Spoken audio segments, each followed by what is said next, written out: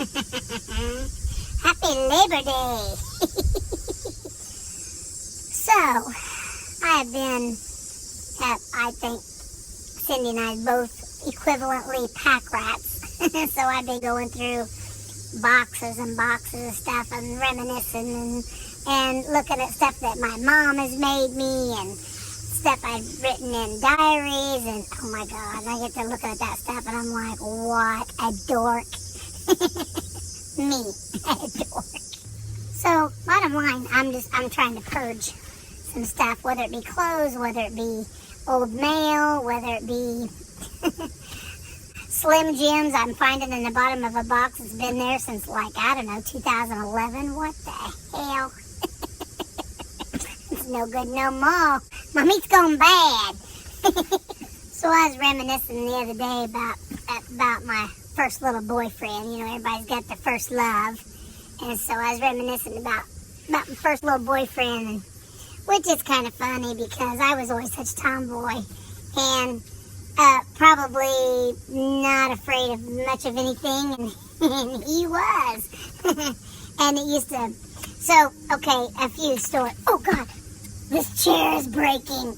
I gotta get up. Oh, God. I had to change positions. I'm not kidding. This wooden, like a little love seat thing was falling apart. It fell apart with my ass about hit the deck. For real. So anyway, back to this little, your first love, first little boyfriend or whatever. A few stories is just funny. We were little. And my mom and his mom went to visit somebody in the hospital. And at the time, it's been years ago. I'm 55 years old. It's been a long time ago. But anyway, a lot of times they wouldn't let kids go up in the hospital to visit people. So we waited in the waiting room. So my mom and her friend went up to visit. And me and my first little boyfriend, Joseph, we find this ashtray, and it's full of cigarette ashes.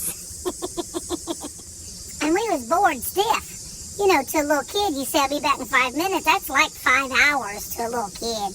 We didn't have smartphones or anything to do. We just walking around trying to make up something to do. We get in front of that ashtray. We're looking at it and playing around with the ashes. And I think it was after Sunday school because we both had on dress clothes. Before you know it, we're looking in there. We're like fingering around, blowing it. It's like, here, you blow. You blow in it. And before you know it, we look down. I'm like, oh, you got black all over you. And he's like, oh, you got stuff all over you too. So we're sitting there doing like this. If anybody knows anything, you can't wipe ashes off of clothes. Our moms came back. It looked like we'd been like playing in the coal bin or something. It was horrible. Was all dressed up and looking at them like maybe they won't notice. We both had black all down us. We kind of got in trouble for that. But then there's another time we'd go fishing all the time. I love to fish. We'd go fishing.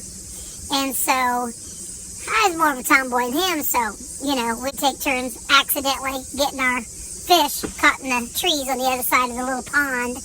And every time he'd get his stuck in the tree on the other side, it's like I would go around the pond and get it out, and I'd tell my mom, and she's like, one of these days you're going to drown. You're going to drown trying, getting that out of the tree for him. It's like, I didn't care. I just knew I could do it, and I didn't know if he could. Sometimes you just got to do it yourself, because then you know it's going to get done. There was another time. We was having our house re-roofed. I think my dad and uncles and stuff was re-roofing our house. And so I'm up there, and what I'd do is I'd run down the top of the peak of the house, and I'd stop and slide. When I'd slide, all the roofing would go down into the gutter, And so Joe wanted to get up on the roof with me, and I'm like, okay, you can do that. I mean, I knew I wasn't going to fall and get hurt. I was just a little girl. So the kitchen had a little offset, it was kind of had a little offset roof by itself. You had to kind of go from the big roof onto the kitchen roof.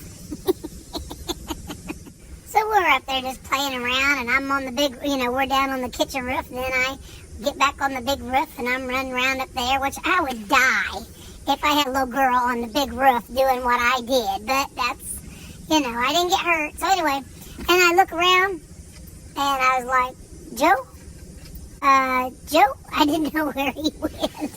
He was yet to get off the kitchen roof. He had his arms was spread out, his legs were spread out. He was just hugging it like.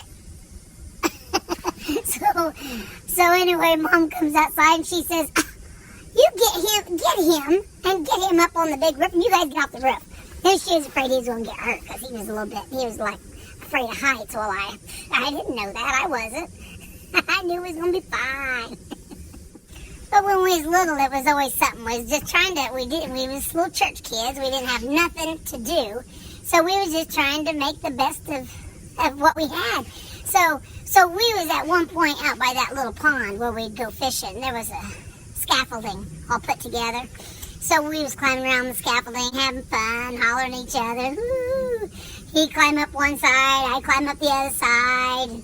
We'd like holler, be like, hey, what are you doing over there? And hollering, and then we'd bang on it, and then we'd put our ear to it, and it's like, he would say something, and I'd be like, hey, I'm doing fine, what are you doing? And we're doing all this. Well, all of a sudden, we start hearing this noise. It was like a roar. It's like, well, are you blowing in that? And he's like, no, are you? It's like, no, what is that? Well, we end up, our eyes got that big, and we're like, it's full of bees. We climbed down off of that. We look up. It was just like, it's like in the movies when a whole like funnel of bees come out of it. It's like, oh my God, we ran like hell because we got them all stirred up in there, hollering and banging and whatever. And this scaffolding was, really big, and it's like we just got them all stirred up. And I'm like, that was crazy. I don't think we got stung, but we could have died out there. It felt like there was millions of them. I don't know. I was little. It could have been 10. It felt like a ton.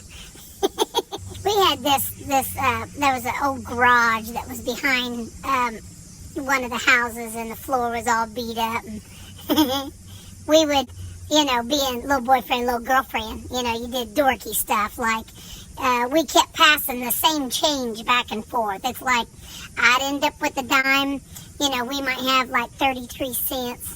And I'd get a dime for an allowance or a quarter, and I'd add to it, and I'd put it in the floor of this shed or garage, and then he would take it, and then he'd get money, and he'd put the money back in there. We'd just write notes, and it just felt like, we were giving each other a treasure, was really passing the same, probably 33 cents back and forth, but it felt big.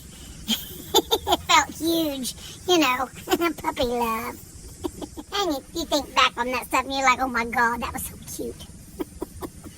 That was so cute.